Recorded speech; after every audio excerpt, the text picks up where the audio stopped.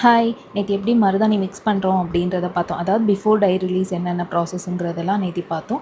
இன்றைக்கி after tie release என்னென்ன process அப்படிங்கிறத பார்க்க போகிறோம்.